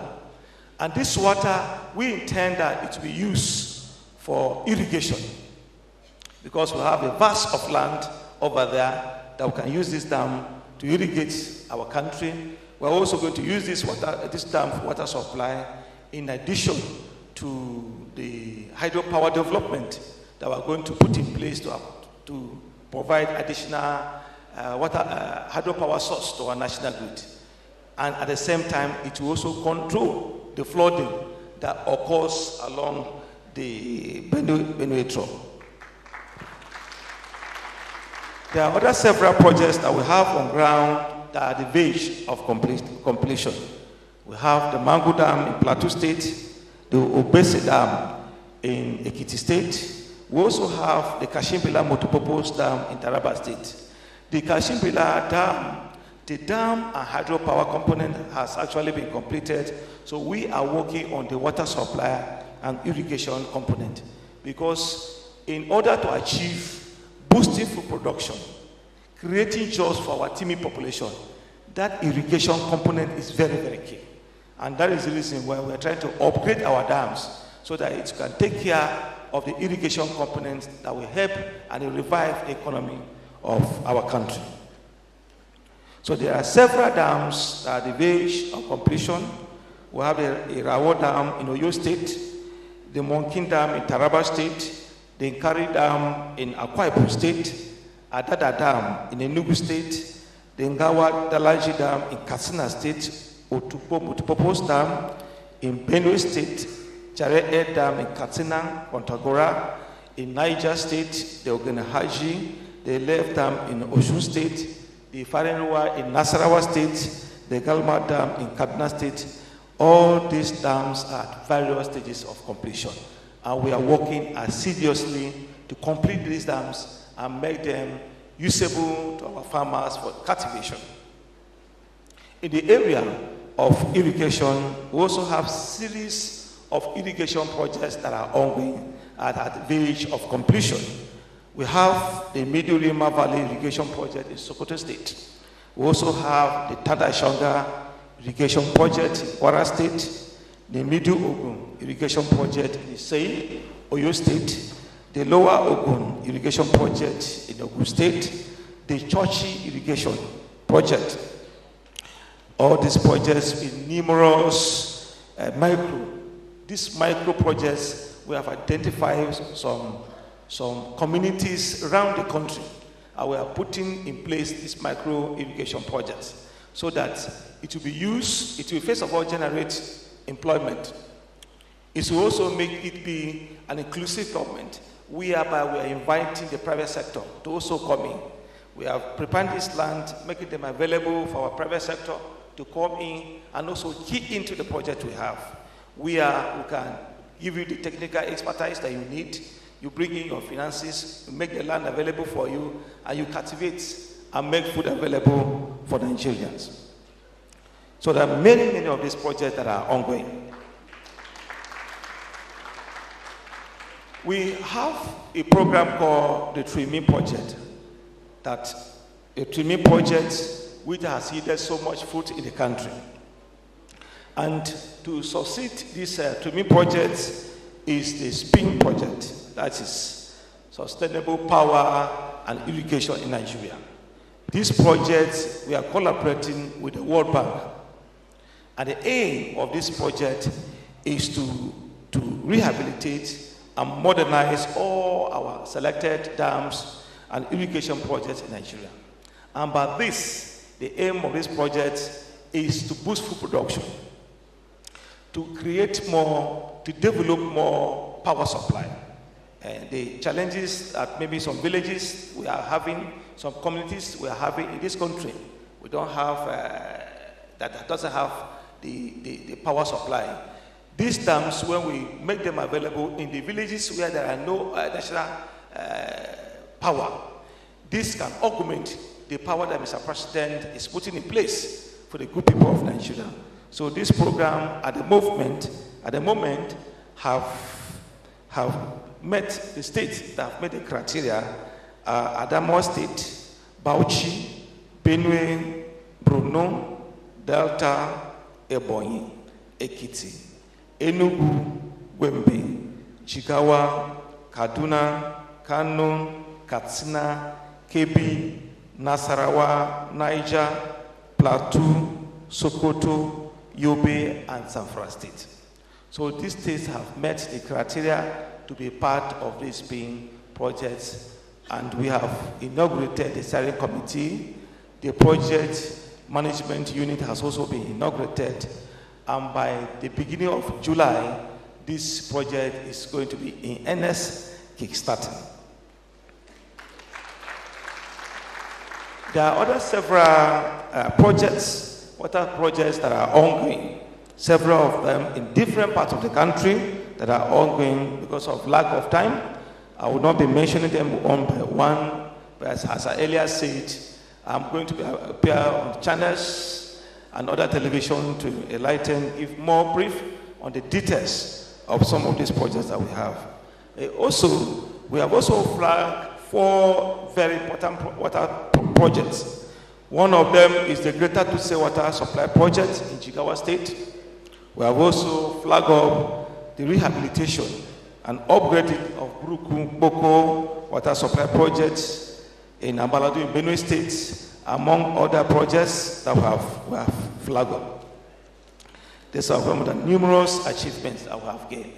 Through our agencies, the river basins, which are saddled with the responsibility of achieving Mr. President's mandate, we are working assiduously in the area of irrigation, water supply, boosting power. At the movement, we have made available 395,624 hectares of land that are available for irrigation, out of which 154,000 hectares has been developed already for irrigation, and 1,658,576 farmers have already been engaged in the irrigation project. We want to sincerely thank the President for the appointment of the board and executive management team of our 12 river basins, which we have done the retreat for them, and we are also engaging with the state government to reclaim the land that were encroached by some private sectors and also by government at various sectors, so that by the time we get this land bank, we can invite the private sector and other farmers to also come in and benefit from the numerous programs that we have.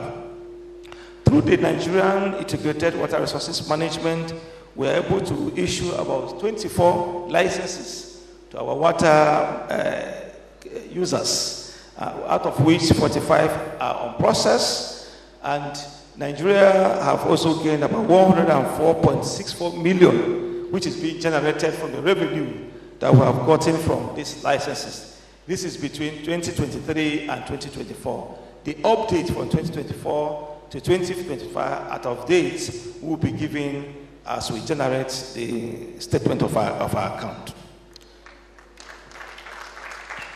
Through our National Water Resources Institute, we are developing training, manpower, also in research. And so far, we are able to graduate people in our training, and we are also training people in our water resources skills in order to make them viable in our society to carry out the practices that we have in the country. To the Nigerian Hydrological Service Agency also, we have been giving warnings to Nigerians through our AFO.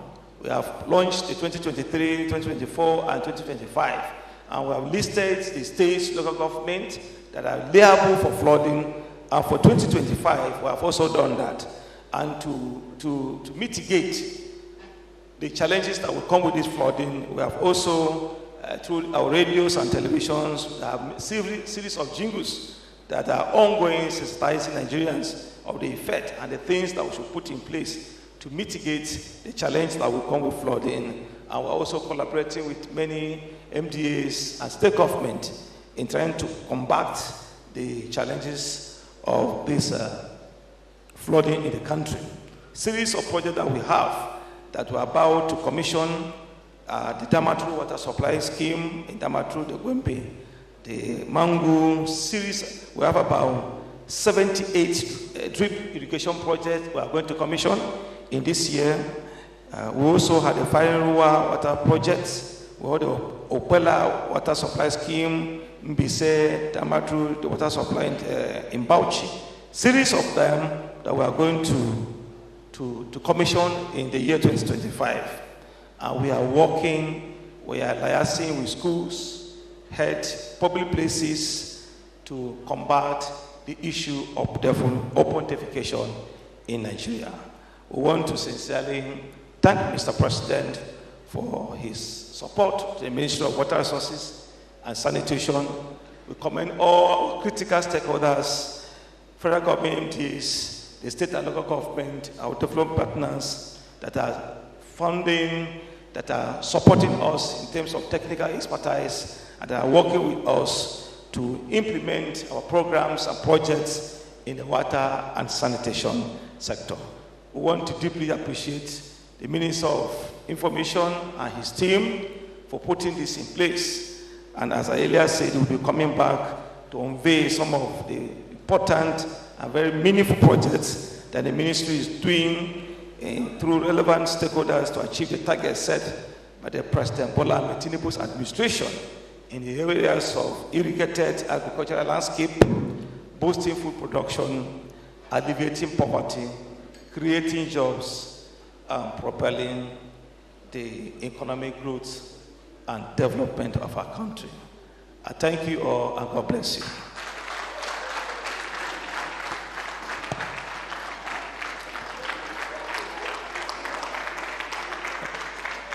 I believe that applause can be louder than what it is. Put your hands together for the Honorable Minister. Thank you very much. Very distinguished ladies and gentlemen, I've been directed. We're pressed for time. This program should have been a 2-hour live program, and we're pressed for time. And because of that, the questions we will take today have been limited to just 3, and they should be targeted to each of the ministries. So by a show of hand, you introduce yourself, the media organization you write for, and your question. The gentleman in white beard, Josh from FRCN, and the gentleman in white. Quickly, please, this way. I think the man from Channels, please.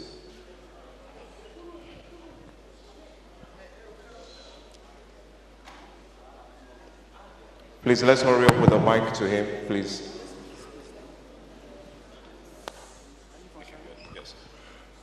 Good afternoon, Honorable Minister of Information and National Orientation. Please permit me to stand on the already existing protocols. My question is to the Minister of Works, Senator Dave Umahi. Thank you very much, sir. You rightly articulated your thoughts and the achievement you've made so far in the span of this 2 years of assuming office, and we just want to commend you for that. We say thank you very much, sir. Now, I believe Nigerians will have expected you, maybe for the lack of time. We all woke up to the resurgence of tolling our roads.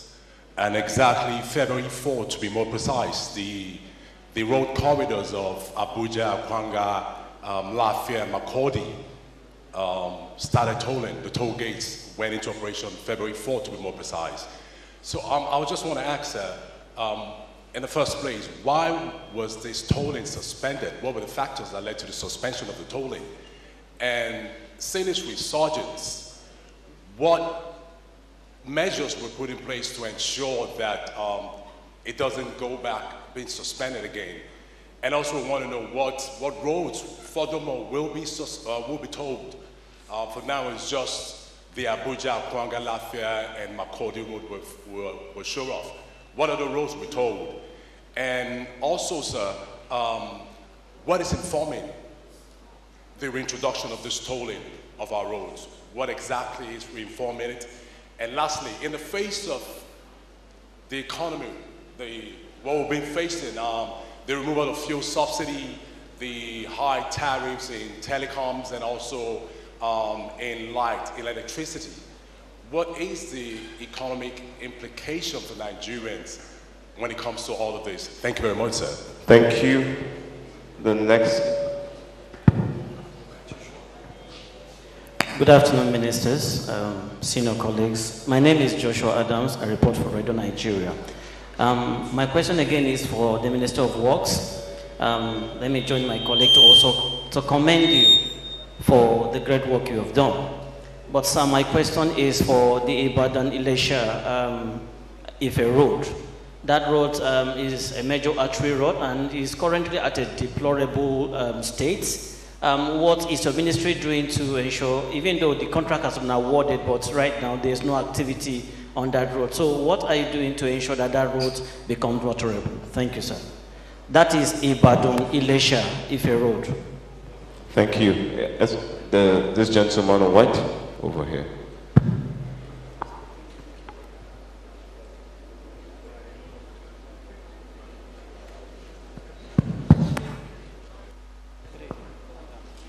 Good afternoon, ministers, and my senior colleagues. My name is Collins Yakubu Hama from the News Agency of Nigeria. My question goes to the Minister of Arts, Culture, Tourism, and Creative Economy. You talked about Destination 2030, Nigeria Everywhere, cultural diplomacy, yearly calendar, and you say you are going to increase GDP by 2030. And you also talked about tourism infrastructure. Now, you also talked about policies that a lot of them that should be submitted to the National Executive Council, and then others that are going to be launched. But my question now is, what are you putting in place to ensure the effective implementation, sustainability, and continuity of these policies, considering the fact that in this country we have this culture of poor implementation of policy? So what are you going to do about that? Now, the second leg of my question is, you said that you are going to provide about 500,000 jobs by 2030 in the music industry alone. Now, can you tell us how many have been achieved so far? Thank you. Thank you, Honorable Minister. If I wish to respond.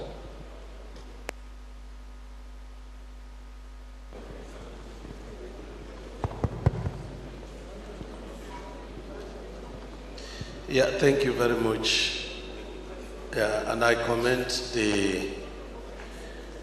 my colleagues for a very well articulated rendition of their task. Before I answer these questions, let me, while commending them, say that every minister under President Bola Ahmed Tinubu has a duty, and the duty is, what is the vision of this administration? What is the vision of this administration? And the vision of the administration by Mr. President is to create an economy of $1 trillion US, is to take back our country in all the sectors of the economy, is to promote local content, so that we can beat our chest. Yes, we can. And I want to say that every worker in every ministry ought to key into the same vision. If you get to a cleaner and the cleaner is not having this vision, then there is a break in the chain. And this is what we're doing. And I say this to commend the two honorable ministers, because that is the direction. Let me, answering your question, say that the tolling in Kefi to Makodi, 251 kilometer dualized, is not suspended. It's going on. You are asking what informed tolling of routes? Huh?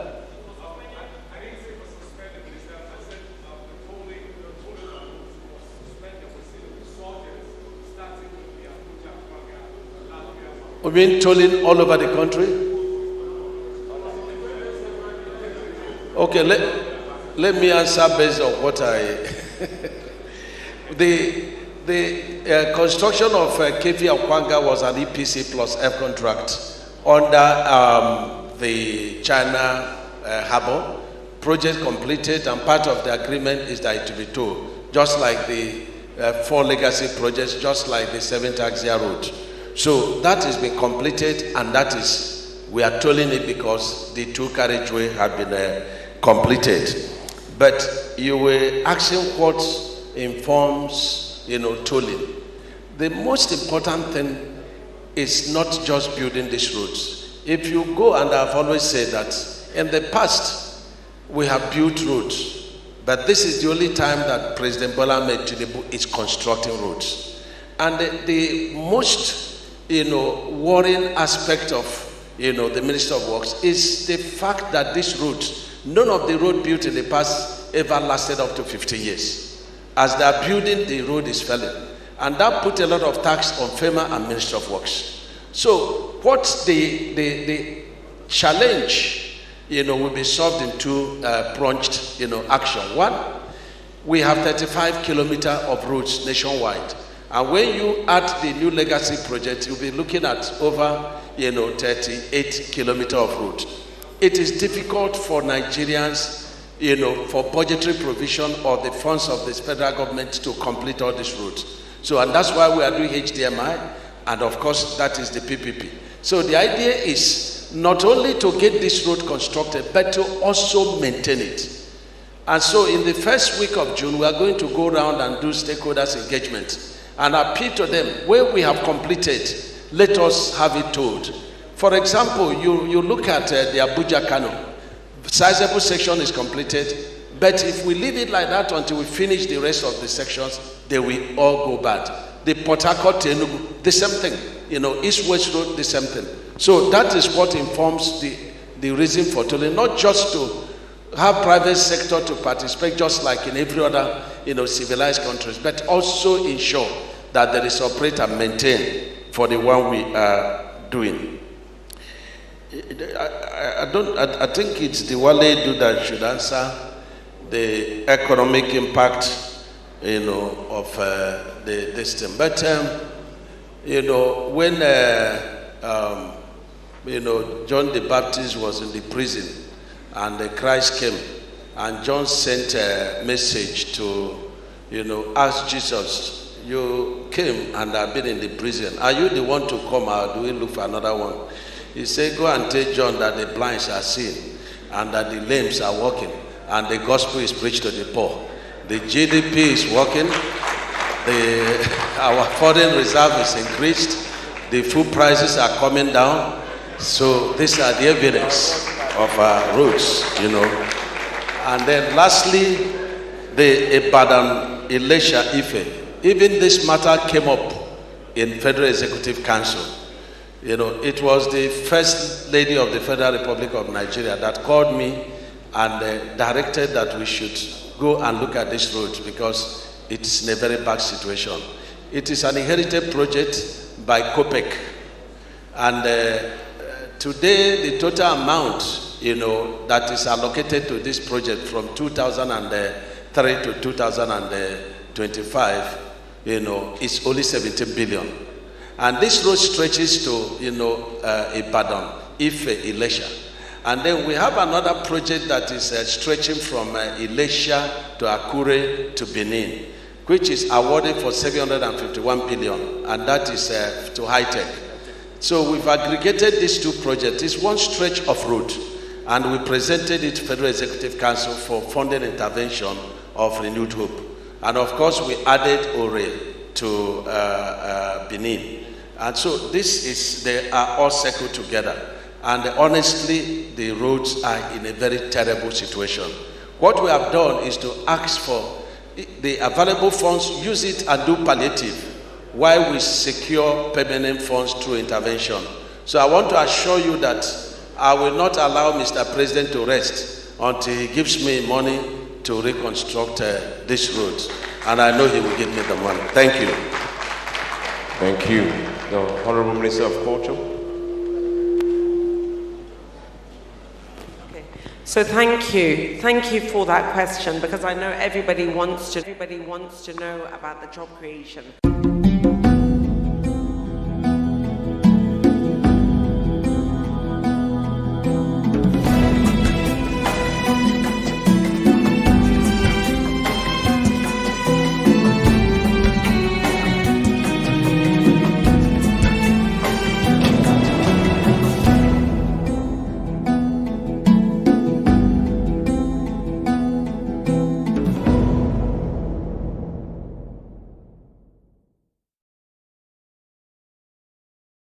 your efforts, but we need your cooperation, please. We actually appreciate your efforts and commitment to this job. We have never doubted your professionalism, but we need cooperation from you. Please let us listen to this information. When His Excellency is going around the world to see, like I have announced earlier, this is a place and there are people in a special circumstance. Therefore, only the accredited members of the press will follow His Excellency for the coverage, as I mentioned them here. Zamfara Radio, Vision FM, Pride FM, Mugira Yusuf. But channels and other broadcast medias that we have invited for the purpose of covering this event are also to be part of those that would follow. Others, we Rescue N-Line. We promise to share the content of whatever we get with the world. We don't have anything to hide. And we have a platform to do that professionally and more reliably. So we please ask for that understanding from you, much as I will also appreciate what you are doing. On this note, may I invite His Excellency, the Executive Governor of Zamfara State, Dauda Lawal, the Health Master, the Road Master, and like I have always described, a locomotive machine of good governance in Zamfara State.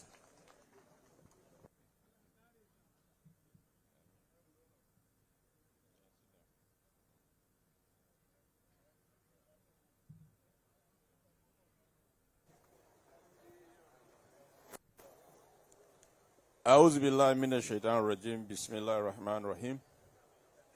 His Excellency, the Deputy Governor of Zamfara State, Malam Mani,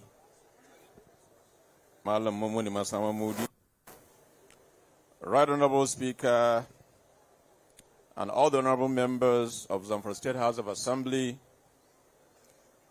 Honorable Chief Judge and Grand Cadi, Honorable Member, House of Representatives, representing Zamfara Central, State PDP Chairman, our party elders, Secretary to the Government, Chief of Staff and Head of Service, Honorable Commissioners and Advisors, the Chairman, Zamfara State Council for TV